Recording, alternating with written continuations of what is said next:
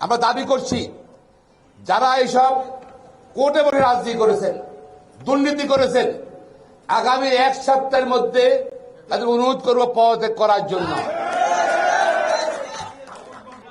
এক সপ্তাহের মধ্যে তাদেরকে পদত্যাগ করার জন্য আহ্বান জানাচ্ছি, অনুরোধ করছি।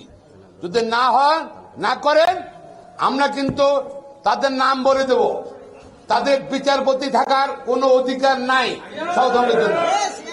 আপনারা আওয়ামী লীগ করবেন কোর্টে বসে বিচারপতি হয়ে, আওয়ামী লীগ করবেন, আওয়ামী লীগ করে আওয়ামী লীগের বিচারপতি হয়ে বিচার করবেন রাজনৈতিক নেতা কর্মীদের, তা হবে না। যারা করেছেন দয়া করে পদত্যাগ করুন। আপিল ডিভিশনে হোক, হাইকোর্ট ডিভিশনে হোক, যাদের ম্যাটার না হলে কিন্তু তাদের নাম আমরা প্রকাশ করতে বাধ্য হব। যাদের কাছে তাদের এই মুখ উন্মোচন করতে আমরা বাধ্য হব। প্রিয় ভাই বোনেরা, আমরা সংবিধানের আর্টিকেল 7A এবং 7B যেটা সংশোধন করেছিল শেখ হাসিনা, সেটা রাষ্ট্রপতি অনুরোধ করব আপনি অধ্যাদেশ করে সেটা বাতিল করতে হবে।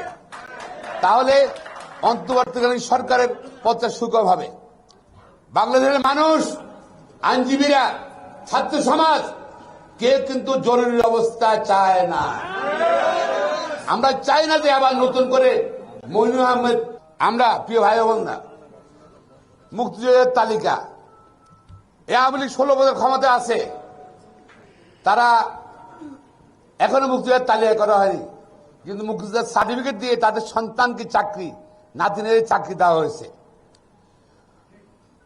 স্বাধীনতার পরে অনেকের জন্ম, স্বাধীনতার সময় কারো 8 বছর বয়স ছিল, তারা মুক্তিযোদ্ধা। শামসুদ্দিন মানিক, বিচারপতি শামসুদ্দিন মানিক লন্ডনে ছিল, সে মুক্তিযোদ্ধা। বিচারপতি শামসুদ্দিন মানিকের মতন যারা ভুয়া মুক্তিযোদ্ধা, অনতি বিলম্বে তাদের এবং যারা জন্ম হয়েছে, বাবার জন্ম হয়েছে স্বাধীনতার পরে, তারা মুক্তিযুদ্ধ হয়ে গেছে। এদের সনদ বাতিল করতে হবে এবং তাদের বিচারের আওতায় নিতে হবে। পাশাপাশি যারা মুক্তিযুদ্ধের সার্টিফিকেট দিয়ে চাকরি করছে, তাদের বিরুদ্ধে আইনগত ব্যবস্থা নিতে হবে। ভুয়া মুক্তিযুদ্ধকে তারা অসম্মান করার জন্য, কলঙ্কিত করার জন্য তাদের বিরুদ্ধে শাস্তির ব্যবস্থা গ্রহণ করতে হবে। প্রিয় ভাই বোনেরা, আমরা আরো দাবি করতে চাই, এখন শেখ হাসিনা নাই, একনায়ক নাই, তার শাখা প্রশাখা সব শেষ করে দিতে হবে। সুপ্রিম কোর্টে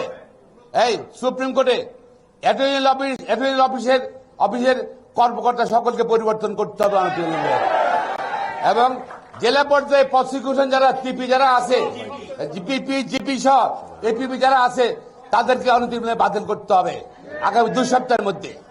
এরা বেগম খালেদাকে, তারেক রহমানকে যারা সাজা দিয়েছে, ওদের প্রমোশন দিয়েছে, হাইকোর্ট ডিভিশন নিয়েছে, আপিল ডিভিশনে নিয়েছে,